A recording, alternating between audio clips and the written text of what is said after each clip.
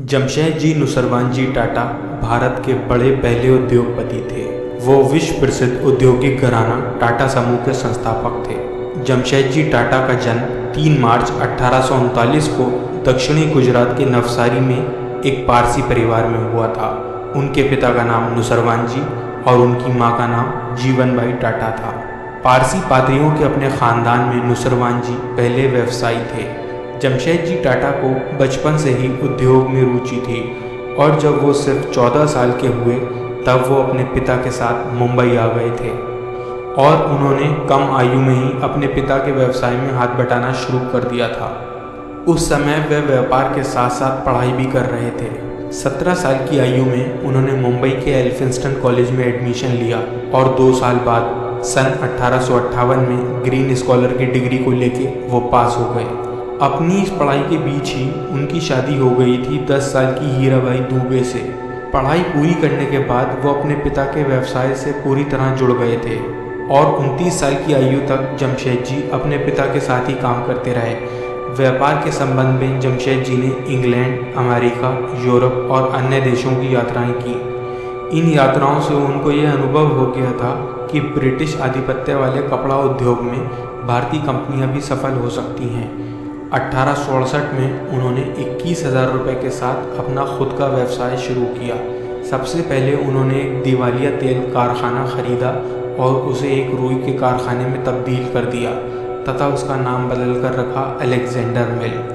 2 साल बाद उन्होंने इसे खासे मुनाफे के साथ बेच दिया, लेकिन अपनी इस सफलता से उन्हें पूर्ण संतोष नहीं मिला। उन्होंने दोबारा इंग्लैंड जाने का मन बनाया। वहाँ लैंकशायर से बारीक वस्त्र की उत्पादन विधि और उसके लिए उपयुक्त जलवायु का अध्ययन किया और फिर भारत लौटकर अपने कमाए पैसे के साथ उन्होंने नागपुर में 1874 में एक रुई का कारखाना लगाया। महारानी विक्टोरिया ने उन्हीं दिनों भारत की रानी का खिताब हासिल किया था। जमशेदजी ने भी वक्त को समझते हुए कारखाने का नाम रखा इम्प्रेस मिल। इम्प्रेस का मतलब होता है महारानी। जमशेदजी के दिमाग में 3 बड़े विचार थे। पहला, वह अपनी लोहा व स्टील कंपनी खोलना चाहते थे। दूसरा, जगत प्रसिद्ध अध्ययन केंद्र स्थापित करना और तीसरा, जल विद्युत परियोजना यानी हाइड्रो इलेक्ट्रिक प्लांट लगाना। दुर्भाग्यवश उनके जीवन काल में तीनों में से कोई भी सपना पूरा ना हो सका, पर वह बीज तो बो ही चुके थे। एक ऐसा बीज जिसकी जड़ें उनकी आने वाली पीढ़ी ने अनेक देशों में फैलाई। जो एकमात्र सपना वह पूरा होता देख सके वह था होटल ताजमहल।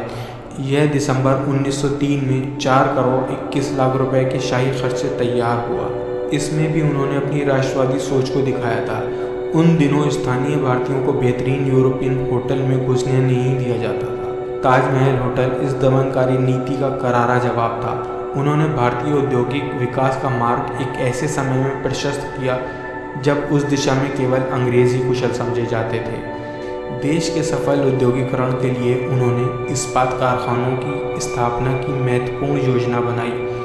ऐसे स्थानों की खोज की जहां लोहे की खदानों के साथ साथ कोयला और पानी की सुविधा प्राप्त हो सके। इस तरह आपने आज के झारखंड के जंगलों में सिंहभूम जिले में वह स्थान खोज निकाला जिसे आज हम जमशेदपुर के नाम से जानते हैं। जमशेदजी की अन्य बड़ी उल्लेखनीय योजनाओं में पश्चिमी घाटों के तीव्र जलप्रपातों से बिजली उत्पन्न करने वाला विशाल उद्योग है, जिसकी नींव 8 फरवरी 1911 को लानौली में गवर्नर द्वारा रखी गई। इससे बम्बई की समूची विद्युत आवश्यकताओं की पूर्ति होने लगी। जमशेदजी की बढ़ती उम्र का उनकी सेहत पर प्रभाव पड़ने लगा था और 19 मई 1904 को जर्मनी के बादनोहाइम में जमशेदजी टाटा ने अंतिम सांस ली। जमशेदजी की मृत्यु के बाद उनके बेटे दोराबजी टाटा ने उनके व्यवसाय को संभाला। आज भी जमशेदजी टाटा पूरे भारतीय उद्योग जगत के प्रेरणा स्रोत हैं और ये कहना गलत नहीं होगा कि वो भारत के पहले सच्चे उद्योगपति थे जिन्होंने भारतीयों के हित में सोचते हुए काम किया था।